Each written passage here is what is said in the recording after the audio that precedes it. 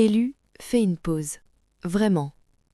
Tu n'es pas arrivé sur ces mots par simple hasard en scrollant distraitement.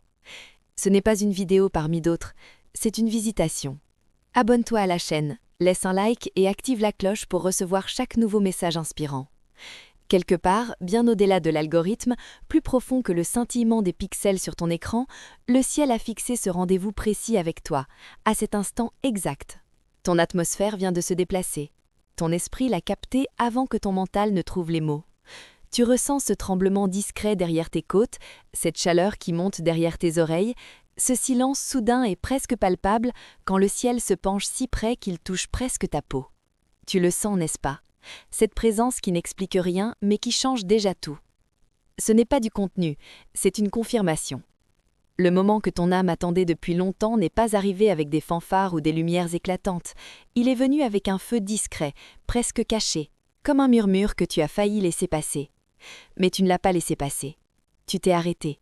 Et à partir de cet arrêt, plus rien ne sera comme avant.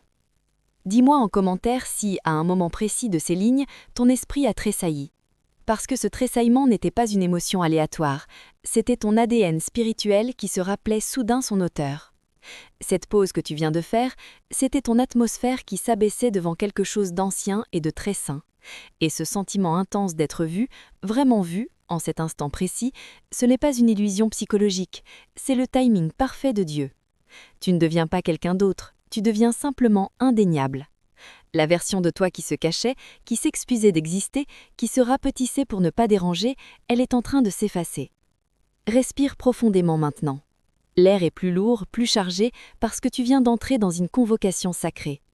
Toi, oui, toi précisément, tu as été choisi pour quelque chose qui ne s'enseigne pas, qui ne se force pas, qui ne se mérite pas par des efforts humains. Quelque chose qui se révèle quand le voile se déchire. Et voici la vérité que je veux graver dans ton esprit aujourd'hui. Dieu ne t'a jamais appelé une seule fois par ton trauma. Jamais par ton échec le plus cuisant, jamais par la honte que tu caches le mieux, jamais par le surnom moqueur qu'on t'a collé, jamais par le nom qu'on t'a donné par habitude plutôt que par révélation. Tu as passé des années, parfois des décennies, à répondre à des noms qui sonnaient presque justes, mais qui sonnaient faux dans les profondeurs de ton être. Tu as couru après des vocations qui paraissaient logiques, proches, acceptables, mais qui ne s'enclenchaient jamais vraiment dans ton âme. Tu t'es plié, adapté, modifié, rapetissé pour rentrer dans des cadres, des attentes, des boîtes que d'autres avaient fabriquées et qui étaient bien trop étroites pour la fréquence que tu portes depuis toujours. Pendant tout ce temps, les anges retenaient leur souffle.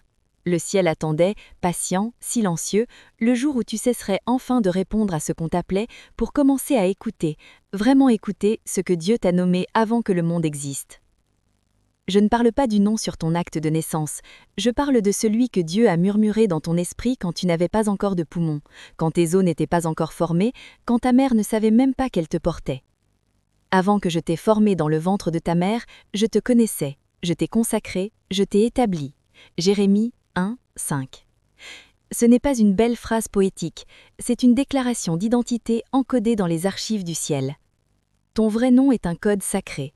Un nom qui fait trembler l'enfer depuis le jour où tu as pris ton premier souffle. C'est précisément pour cela que la guerre a commencé si tôt. Ton enfance ou ton adolescence ou tes jeunes années n'étaient pas seulement difficiles ou chaotiques, c'était une détection. Les ténèbres ont senti ta fréquence avant que tu aies des mots pour la protéger. Elles ont essayé de te renommer très tôt. Trop sensible, trop intense, trop rêveur, trop différent, pas assez réaliste, pas assez fort, pas assez normal. Mais Dieu n'a jamais détourné le regard. Il a gardé ton vrai nom scellé dans le lieu secret, cet endroit inaccessible aux démons, aux traumas, aux paroles blessantes, aux jugements humains. Il l'a protégé comme on protège une flamme dans la tempête. Et maintenant il le proclame à nouveau. Pas comme une suggestion timide, pas comme un surnom tendre, comme un commandement céleste. Cette fois, tu vas l'entendre.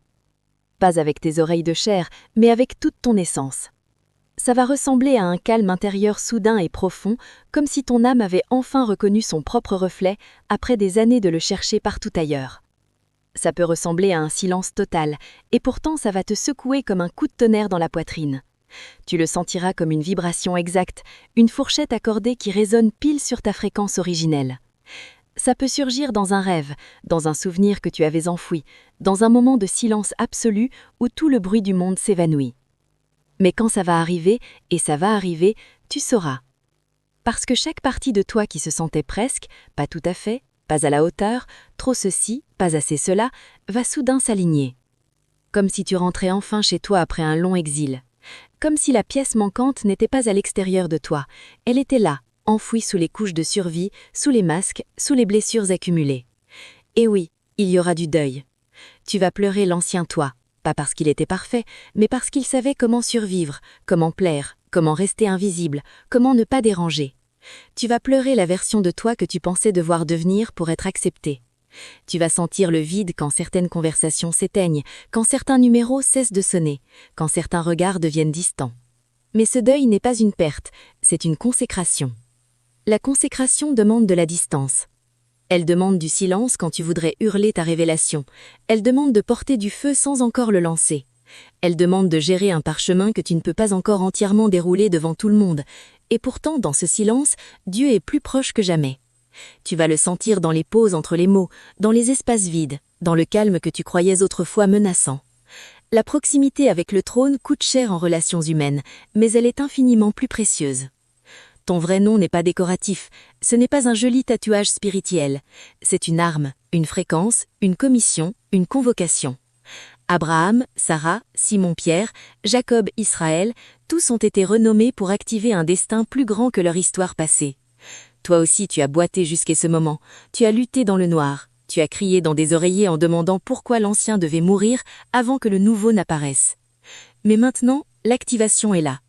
Ton faux toi panique, tes vieux mécanismes de coping bug, tes peurs court-circuitent. Tu n'as plus besoin de performer, d'expliquer, de mendier l'approbation. Tu deviens présence, tu deviens autorité, tu deviens obéissance incarnée. Et la réaction en chaîne commence. Les masques tombent, les costumes brûlent, le vrai toi se lève. L'enfer tremble. Ta fréquence devient un miroir pour les oubliés, un écho pour les lignées endormies, un signal pour les manteaux qui attendaient dans l'ombre. Garde ce nom. Protège-le comme ton souffle, ne le jette pas en pâture aux oreilles non accordées. Ne le dilue pas pour rendre les autres confortables. Ce n'est pas de l'arrogance, c'est de l'obéissance stratégique. C'est le moment sans retour. Tu as été marqué par un feu qui ne consume pas, mais qui raffine. Ton ADN spirituel est en train de se restructurer. Tu ne rentreras plus jamais dans l'ancien moule, il te rejetterait maintenant. Alors marche. Marche comme quelqu'un qui a entendu « J'ai été appelé par ton nom, tu es à moi ». Ésaïe 43, 1. Marche comme quelqu'un qui porte la pierre blanche où est inscrit un nom que toi et Dieu seul connaissez. Apocalypse 2, 17. Élu, tu as été nommé, tu as été réclamé. Laisse cette vibration descendre jusqu'à tes os. Puis lève-toi et marche-le. Avec révérence, avec feu sous la peau, avec le vent du ciel dans ton dos.